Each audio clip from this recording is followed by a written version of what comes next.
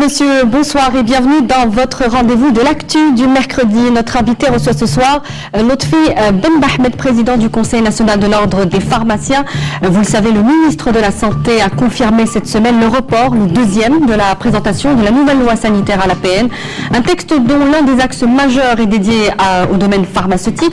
On ne le dit sans doute pas assez, mais l'industrie du médicament a connu dans notre pays un essor fulgurant durant ces 10 dernières années avec une croissance annuelle de 17%. Ainsi, tout le secteur et la pratique pharmaceutique en elle-même en ont été bouleversés. Un secteur qui, comme tous les autres, doit désormais respecter une rigueur budgétaire pour comprimer davantage, notamment la facture d'importation et asseoir une industrie locale forte et autosuffisante. Lotfi Benbahmed, bonsoir. Bonsoir. Merci d'avoir accepté notre invitation. Alors, évidemment, on va revenir en premier lieu sur cette annonce de report et non de retrait, comme le précise le premier responsable du secteur de la nouvelle loi sanitaire. Le texte n'est pas donc dans le planning des projets en étude au niveau du Parlement. Avez-vous des échos, notamment, sur le pourquoi de ce report au niveau du Conseil de l'Ordre national des pharmaciens? Très sincèrement, une loi, c'est un long cheminement. C'est un long cheminement. Celle-ci, c'est un cheminement de plusieurs années. On a commencé par des consultations, puis des assises régionales, des assises nationales.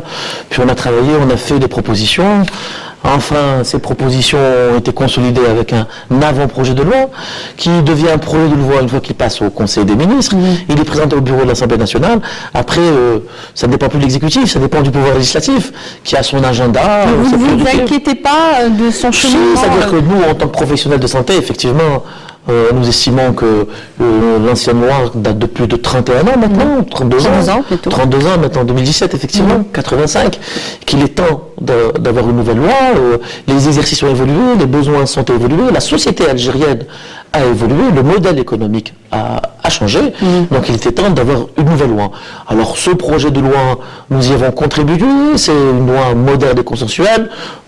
Sur le chapitre pharmacie et médicaments, elle répond à nos attentes. Sur le chapitre déontologie, un peu moins, mais nous espérions travailler avec l'Assemblée nationale et le ministère de la Santé aussi. Ils nous avaient donné des assurances comme quoi les modifications seraient apportées sur certains articles qui notaient une certaine régression sur les prérogatives et sur le rôle de l'ordre et de la responsabilité pharmaceutique et médicale en Algérie.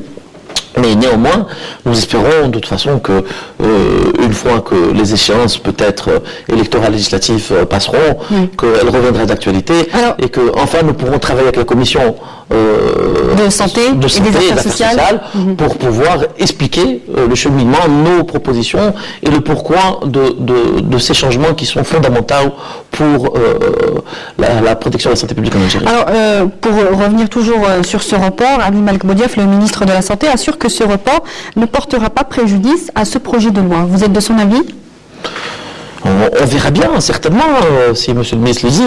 Mais pour notre part, nous savons que dans la vie d'un pays, comme je vous disais tout à l'heure, la loi, c'est un cheminement. Notamment en termes de polémique, je vais peut-être poser ma question plus précisément. On sait qu'il y a beaucoup de polémiques autour de cette loi, notamment parmi des députés au niveau du Parlement, ou encore des experts comme le président du Conseil de l'Ordre des médecins, qui, lors du premier report en décembre dernier de la présentation de la loi au niveau de l'APN, avait affiché sa satisfaction en disant que voilà, ce serait peut-être l'occasion de revoir certains articles de cette loi. Ça rejoignait complètement la position. Cette position était commune, dans le sens où nous sommes dans le même Conseil national de déontologie médicale que je préside, et qui effectivement a fait des propositions au ministère de la Santé pour faire des changements sur le chapitre déontologie. C'est ce que je vous avais expliqué par la suite. Aussi, il avait fait des commentaires sur certaines dispositions pénales. Mais bon, la principale critique qui venait de certaines parties, c'était de la remise en cause de la gratuité. Nous, très sincèrement, à la lecture et pour avoir participé aux assises, le Premier ministre et le ministre de la Santé avaient insisté que la gratuité soit inscrite dans la loi. Et c'est le cas.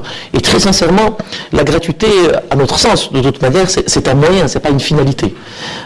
La gratuité, c'est pour prendre en charge les gens qui ne peuvent pas payer. Vous et moi, nous sommes déclarés, nous avons des salaires ou des revenus, et nous payons notre sécurité sociale, et nous payons donc. Ce qui est important, c'est le droit à la santé, c'est le droit constitutionnel à la santé. C'est le fait d'être soigné. c'est que l'État mette en place tous les moyens nécessaires. Il n'a pas d'obligation de résultat, il a une obligation de moyens à travers la Constitution pour mettre en place tous les moyens pour prendre en charge nos concitoyens en termes de santé. Maintenant, pour le financement, certains d'entre nous ont les moyens, alhamdoulilah, à travers leurs emplois et leurs activités, de pouvoir contribuer à l'effort social en payant des cotisations et en payant par leur contribution au financement de la santé. Et ceux qui n'ont pas les moyens, il y a la solidarité nationale qui joue son rôle et qui permet à cette population, cette frange de la population, d'être prise en charge. Alors vous dites qu'il n'y a pas d'antagonisme entre les articles 348 et 322. Ce sont ces deux articles qu'on met en avant pour dire qu'il y a ambiguïté sur gratuité ou non des soins. Très sincèrement, ce qui est important dans une loi et dans le cheminement d'une loi, et pour y avoir assisté à ces différentes étapes, nous avons une volonté importante et déterminée de l'État algérien au plus haut niveau d'inscrire la gratuité et la prise en charge de nos concitoyens. Il n'y a pas eu de négociation, il n'y a pas eu de discussion, il n'y a pas d'ambiguïté sur ce sujet-là. Mais lorsqu'on lit dans l'article 322 qui stipule les dépenses afférentes aux soins prodigués par les structures et établissements privés sont à la charge de l'État. Là, on parle de gratuité. Lorsqu'on lit l'article 348, on lit les bénéficiaires de soins peuvent être appelés à contribuer financièrement aux dépenses de santé. Là, on peut s'interroger. Oui, mais il faut prendre certainement cet article dans un cadre beaucoup plus global. Vous pouvez demain aller en pharmacie, payer un certain nombre de choses qui sont remboursés, d'autres qui ne sont pas remboursés. Il peut y avoir des actes médicaux remboursés ou non remboursés. Lorsque c'est des actes... Ça n'était pas le cas pour les soins. C'était le cas, bien sûr, pas pour les soins, mais pour les médicaments, ça existe déjà. Puis, il y a différents types de financements qui sont possibles. Il y a ceux qui passent par la sécurité sociale, il y a ceux qui passent aussi par les mutuelles qui sont en train d'être remises en place, ceux qui passent aussi par des assurances complémentaires ou de retraite complémentaires. C'est des systèmes qui existent de par le monde, qui ont montré leur efficacité et qui permettront de moderniser. Vous savez, la santé... Aujourd'hui, nous sommes sur des chiffres qui paraissent importants, mais qui sont relativement faibles par rapport aux pays développés. Si demain, avec la transition épidémiologique, nous voulons prendre nos populations, nous voulons être soignés et que nos parents, nos concitoyens soient soignés pour des maladies comme le cancer, il va falloir des solutions de financement importante. Et aujourd'hui, déjà sur la facture des médicaments, nous avons au niveau de la PCH, les produits pour les médicaments pour le cancer pèsent plus de 400 millions d'euros. Je ne parle que du médicament, je ne parle pas de tout ce qui est autour, de la radiothérapie, de la chimio, des soins en eux-mêmes, des centres anti-cancer. Donc vous dites, pour résumer, on pourrait être amené à payer des soins qu'on ne payait pas avant. Non, je ne pense pas du tout que ce soit le sens de ce mot-là. Je pense que c'est assez, paradoxal, enfin c'est mauvais joueur quelque part de prendre dans une loi qui a une philosophie ou sur laquelle il y a des directives et il y a un esprit clair de gratuité et de prise en charge de nos concitoyens, de prendre un mot d'un article. C'est normal que des élus se posent la question. La question et le débat législatif servira à ça. Et notre témoignage ou notre audition à la commission santé et affaires sociales servira aussi à donner notre point de vue. Mais très sincèrement, pour participer aux travaux, on n'a vu aucune manœuvre ou aucune, personne n'a proposé à un moment donné de ne pas prendre en charge nos concitoyens. Bien au contraire, nous voyons bien que le cheminement de la prise en charge de la santé en Algérie a évolué très sensiblement, très positivement. Nous sommes passés de $20 de dépenses par habitant, par exemple, pour le médicament, à près de $80 en 10-15 ans. Nous sommes passés d'un système où les gens, tout était gratuit. Mais il ne suffit pas que ce soit gratuit pour être soigné. Il faut que les moyens existent, il faut que les soins existent, il faut que le produit existe, qu'il soit produit ou importé. Et c'est ce qui s'est passé. À travers le système de tiers payant, les gens ne pouvaient même pas faire l'avance pour les ordonnances et pour leurs médications, notamment les retraités et les malades chroniques, qui avaient des revenus faibles ou qui avaient des charges. Et là, ça n'est plus un problème. C'est quand même une évolution très favorable. Je ne vois pas, en tout cas dans l'action des pouvoirs publics et dans la rédaction de cette loi, d'orientation pour remettre en cause ces principes-là. Alors, ceci étant dit, pour ce qui est du domaine pharmaceutique, on parle de 67 articles que vous avez réussi à modifier. C'est l'œuvre du Conseil national de l'ordre des pharmaciens. Le Conseil de l'ordre des pharmaciens a porté des demandes de modification qui avaient été faites. Parce que, comme je disais, il y avait un cheminement, il y a eu des assises régionales et nationales, puis il y a un avant-projet de loi qui nous a été présenté qui ne convenait pas réellement à aux conclusions, enfin des assises que nous avions en tout cas faites. Donc nous avions porté des propositions nous avions rédigé carrément des propositions et nous avions réuni l'ensemble de la chaîne du médicament. L'ordre des pharmaciens a la spécificité... Donc il y a un consensus à votre niveau, au niveau l'ordre des pharmaciens a la spécificité de réunir l'ensemble des catégories, c'est-à-dire les industriels, les distributeurs, les officinaux, les hospitaliers, les hôpitaux universitaires et même les biologistes, ceux qui tiennent les laboratoires d'analyse médicale. Donc nous avons réuni toutes les associations, tous les syndicats, nous avons déjà un seul document que vous avez présenté au ministre de la Santé qui a donné de l'instruction donc aux différentes directions, notamment la direction générale de la pharmacie et du médicament, de travailler. Nous avons après œuvré pendant une année, nous avons présenté un certain nombre d'amendements et beaucoup ont été retenus et nous pouvons dire que sur le chapitre, en tout cas pharmacie et médicaments, pas sur le chapitre d'ontologie, mais sur le chapitre médicaments, nous sommes très largement satisfaits de ce qui a été proposé. Très bien. Alors vous avez souvent parlé des conditions financières, notamment des pharmaciens d'officine, des conditions parfois précaires, 30 à 40%, vous avez avancé ce chiffre dans d'autres médias, qui seraient dans une situation de précarité financière. D'abord, pour quelles raisons ? Alors là, justement, lorsqu'on parle santé, justement, il y a les moyens, mais il y a aussi la régulation et l'organisation. Or, dans la pharmacie, la régulation est fondamentale. Pourquoi ? Parce que l'exercice de la pharmacie doit obéir à des bonnes pratiques. Et c'est ces bonnes pratiques qui permettent d'avoir un acte pharmaceutique de qualité. Pour l'officine, une des orientations les plus répandues à travers le monde, c'est celui de la répartition géographique. C'est-à-dire c'est une pharmacie pour un ratio d'habitants. Pourquoi ? Parce que le pharmacien, il vend ses produits à un prix public et il doit vendre certains produits que simplement sur ordonnance et ces produits sont remboursés à travers le tiers payant, etc. Donc aujourd'hui, les pharmaciens ont joué le jeu, celui du tiers payant, celui de se conventionner et de prendre en charge cette problématique. Le biais, c'est que on a très souvent violé la réglementation qui existait. Souvent, des directeurs de la santé de certaines wilayas ont installé, ne régulaient pas les installations d'officines. Au lieu d'être une pharmacie pour 5 habitants, on se retrouve dans certaines communes d'Alger une pharmacie pour 800 habitants. Alors, ce qui fait que le pharmacien assimilé à un commerçant se comporte après comme un commerçant. Et surtout, lorsque vous avez les équilibres, cette loi n'était pas faite pour protéger les revenus du pharmacien, mais pour protéger l'exercice pharmaceutique, celle de la répartition géographique. Et lorsque les revenus sont déséquilibrés, celle d'une officine, on vend les produits sur ordonnance. Il y a des mauvaises qualités des employés qui sont en officine. Vous diriez que justement l'activité pharmaceutique en est menacée par une mauvaise régulation qui a bien heureusement ralenti, puisque depuis 2 ans maintenant, nous avons une commission mixte ordre syndicat DSP pour rationaliser les installations, mais dans beaucoup de régions, le mal avait été fait. Et ça avait été une des premières problématiques. Imaginer une réinstallation, une reconfiguration de l'installation. C'est-à-dire qu'au fur et à mesure c'est ce qui s'est fait dans certains pays, c'est qu'au fur et à mesure que les populations augmentaient, on redirigeait les pharmaciens déjà installés dans des nouveaux quartiers, etc., sans augmenter le nombre de pharmacies. Mais ça passe aussi par la régulation de la formation. Nous avions 4 facultés de pharmacie, ce qui était déjà très important pour le Maghreb, puisque le Maroc on n'en avait qu'une seule et la Tunisie aussi, et nous avons ouvert en quelques années 11 facultés de pharmacie.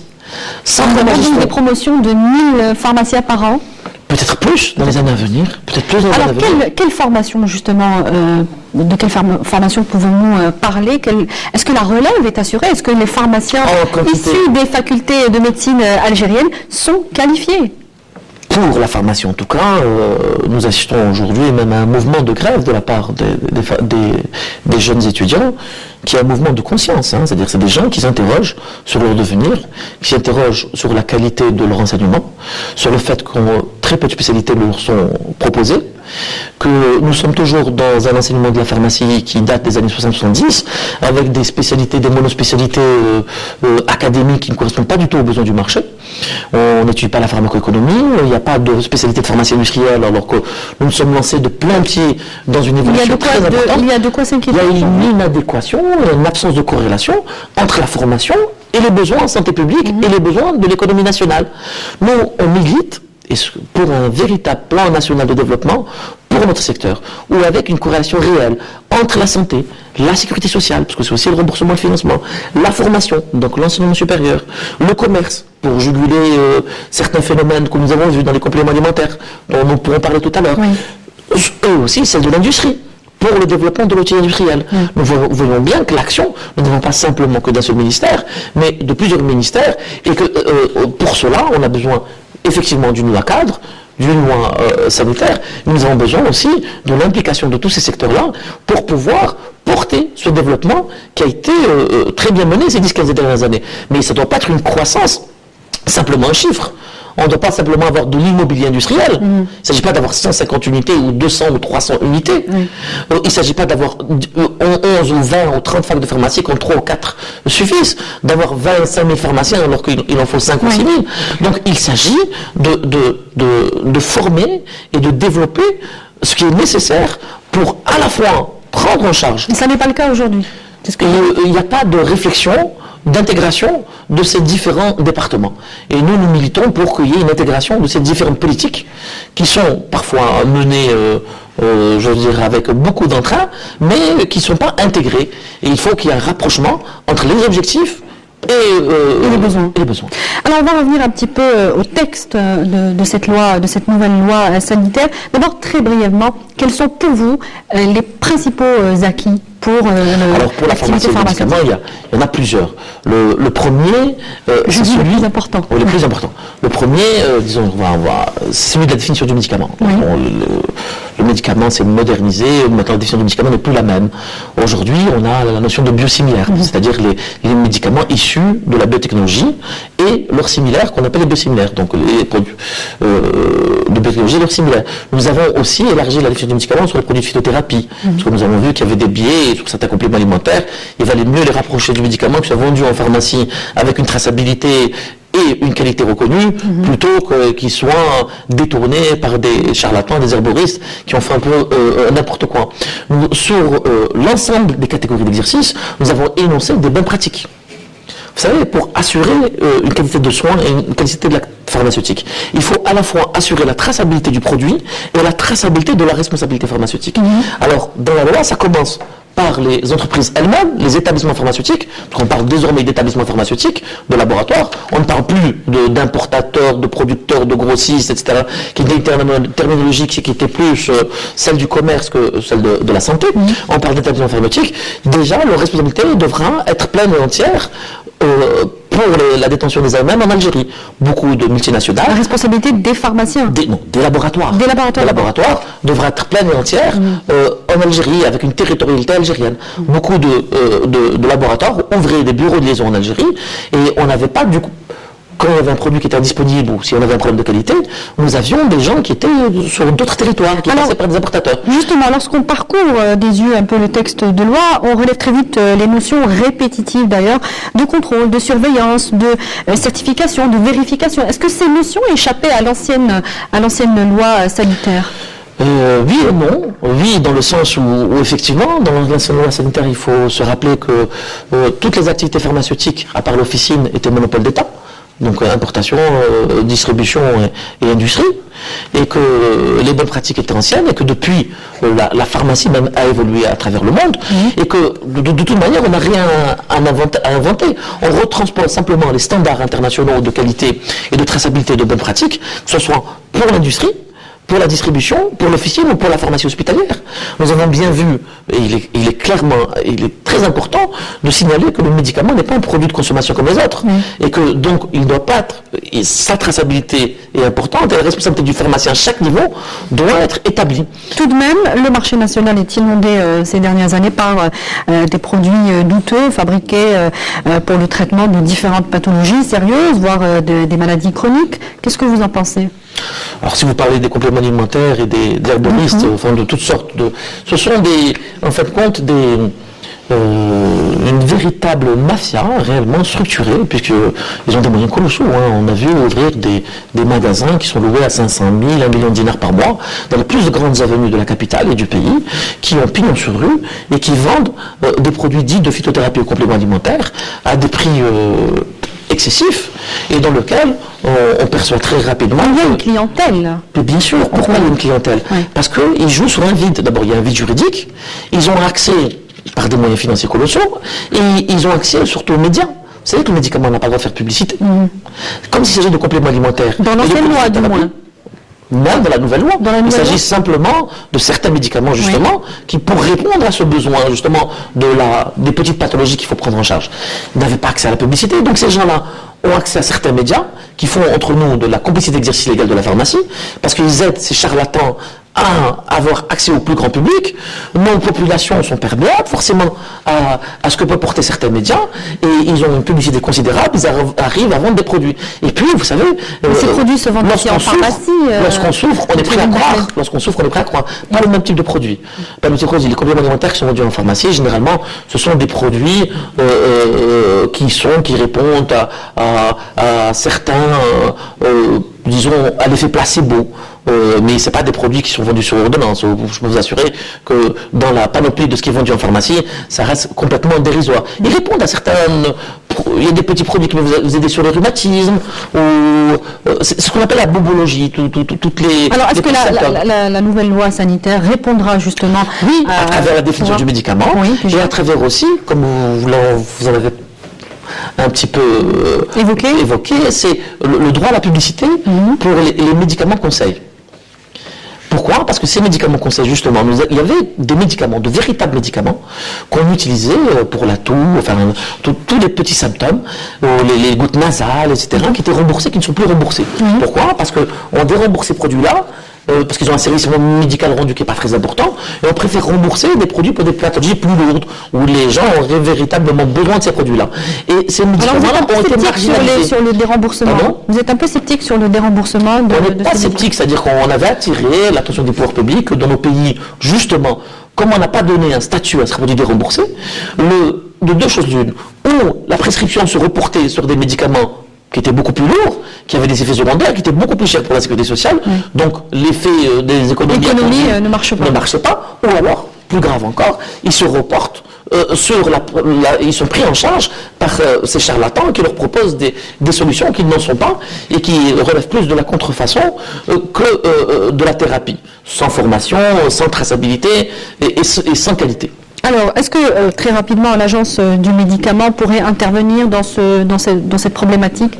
Oui, nous voyons bien à travers cette loi sanitaire qu'il y a des bonnes pratiques, qu'il y a une traçabilité assurée, etc. Donc il fallait des moyens de régulation beaucoup plus importants. Et dans tous les pays développés, ce ne sont pas simplement des directions ministérielles qui gèrent ces aspects-là, parce qu'ils sont complexes, ils sont multisectoriels, et ils doivent avoir des moyens beaucoup plus importants.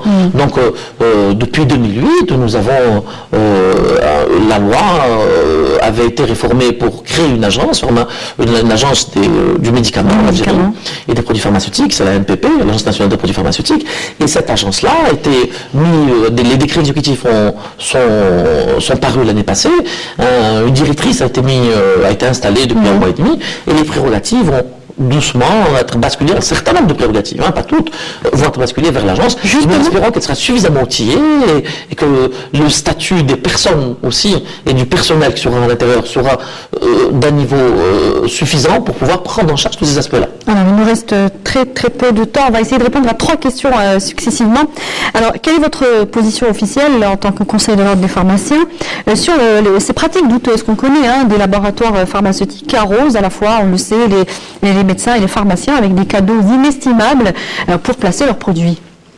Est-ce que vous par essence, agissez contre ces pratiques? Non seulement nous condamnons ce type de pratique, mais nous avons une démarche proactive, parce que depuis quelques années, nous militons pour la mise en place d'une charte de la visite médicale. Alors, c'est un mouvement de fond. C'est un mouvement de fond qui a commencé dans de nombreux pays à travers le monde, parce qu'à travers vu le nombre de scandales qui ont existé à travers le monde, et il y a ce qu'on appelle de la compliance, c'est-à-dire des départements de compliance dans la plupart des laboratoires internationaux, et dans certains laboratoires nationaux, et il y a des lois et règlements qui sont interdits. Maintenant, il faut que les lois soient appliquées aussi.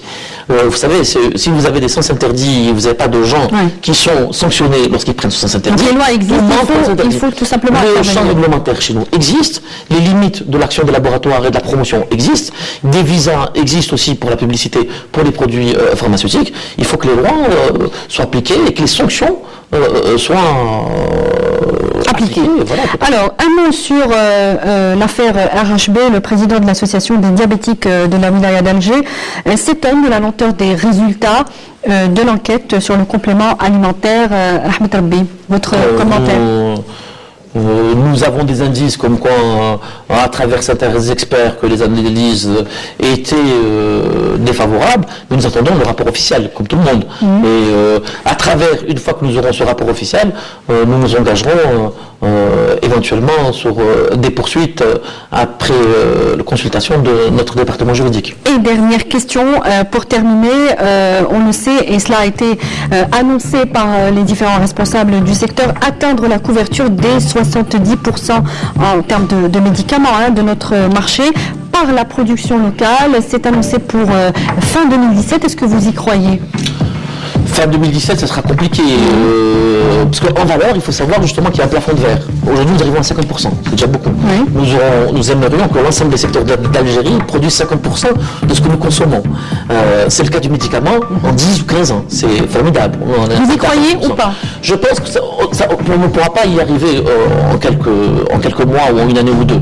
Mais si il y a réellement une intégration de toutes les compétences et de tous les départements qui se mettent en place, une mutualisation, formation, industrie, etc., et que des projets porteurs comme celui du pôle biotechnologie de Sidi Abdallah, qui permettrait de prendre en charge ces molécules qui sont de plus en plus onéreuses, de plus en plus chères, dont nous avons de plus en plus besoin, nous pourrons, si nous maîtrisons ces nouvelles technologies, nous pourrons dépasser ce plafond de verre et atteindre, pas une autosuffisance, mais disons, de remplir au moins ces objectifs.